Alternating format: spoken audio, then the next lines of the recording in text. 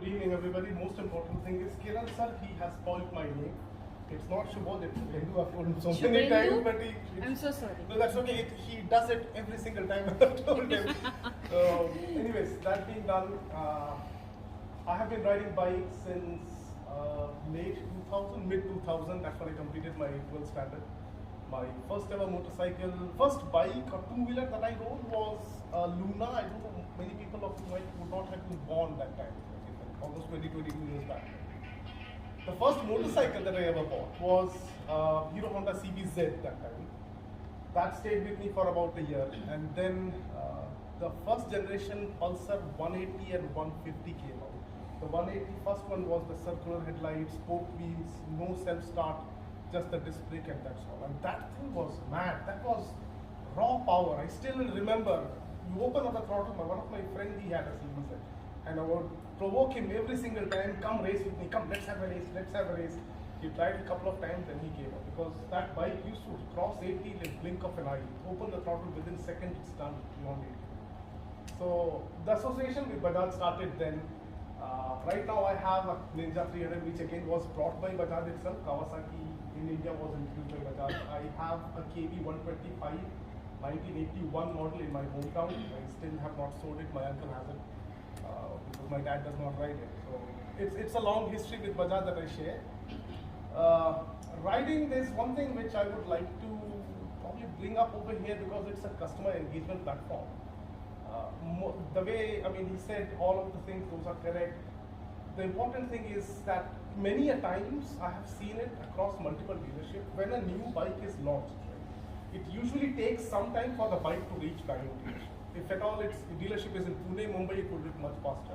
Nearby places then, and then gradually by the time the bike reaches Bangalore, it's about a month, 2 months delivery.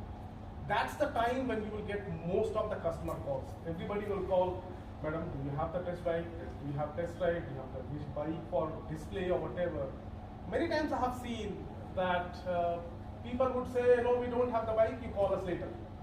They will disconnect the call. That is rude. Many times people say, okay, I'll call you back. This is the number. You give me the number, I'll call you back. Nobody calls back. There have been times when you will get only one bike in the dealership, because let's say, for example, Dominar, when it was newly launched, the Ambabata dealership in Garipale, they got one motorcycle after a really long time. The bike was nowhere available. When I called them, they said the bike is here. Please come take a look. Whatever information you want, we'll get it to you. After that, there was a Yamaha R3 which was launched. I called up another showroom which is there on Silkboard, near Silkboard itself. They said the bike is not available. We'll call you. I gave them the number. I followed them up. Then I visited the dealership. They said you can see the bike, you cannot touch the bike. So when they say that you cannot touch the bike, there's only one piece. It's a motorcycle. Goddamn thing is built to run on the road. You do whatever. And if you are not letting me touch it, somebody else will come and buy it.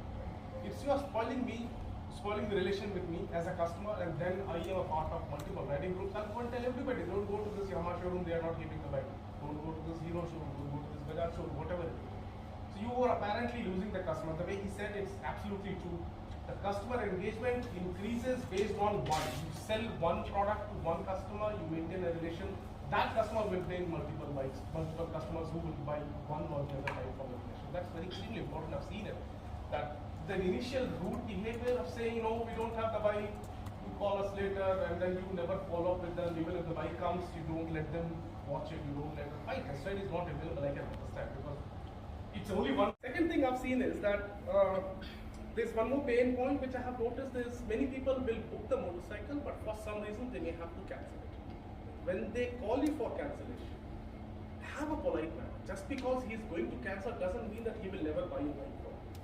He may not buy this bike, he may buy some other bike at a later point of time. So that's one more thing which I have seen. I do not want to name it, but then in the recent times, a couple of people who have reached out to on my YouTube channel said that I have booked this bike, and when I want to cancel it, the showroom is not responding. It's not Bajaj again.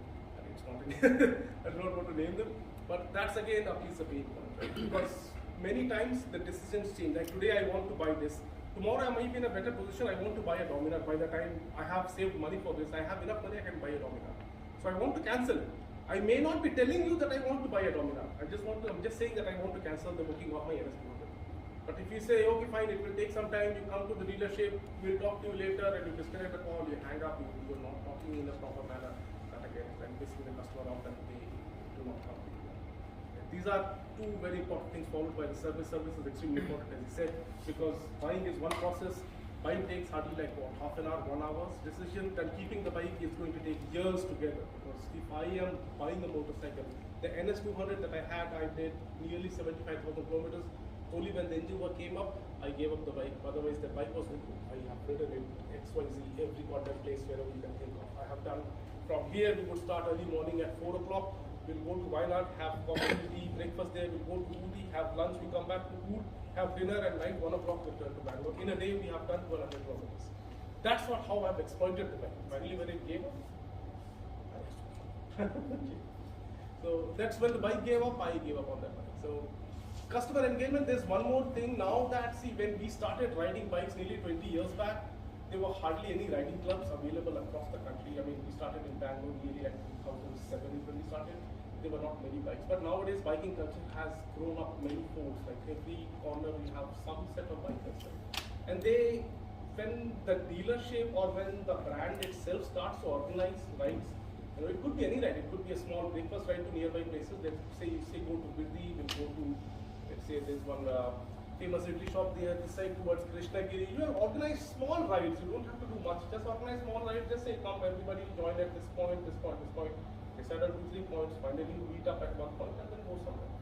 That's very extremely important because what happens is, you know, as a rider, I may be a part of WhatsApp group which has like 200, 250 riders. But I may not comfortable riding with unknown people.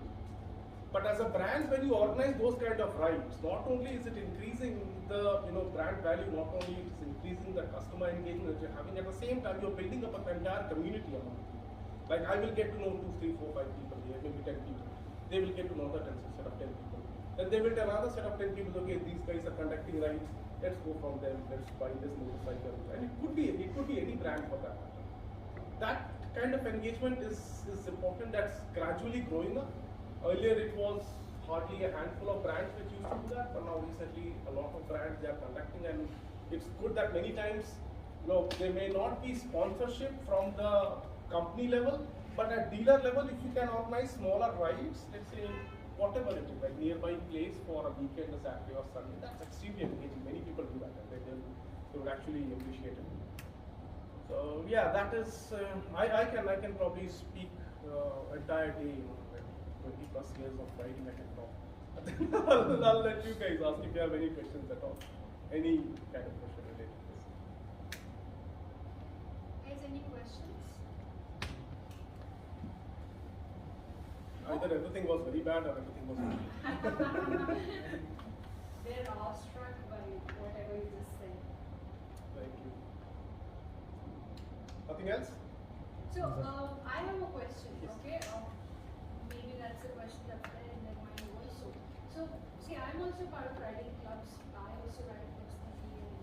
So, a lot of things like Pramod said, the clubs are something that there is somewhere a disconnect between any dealership or a salesperson or a person who's supposed to, connect with people.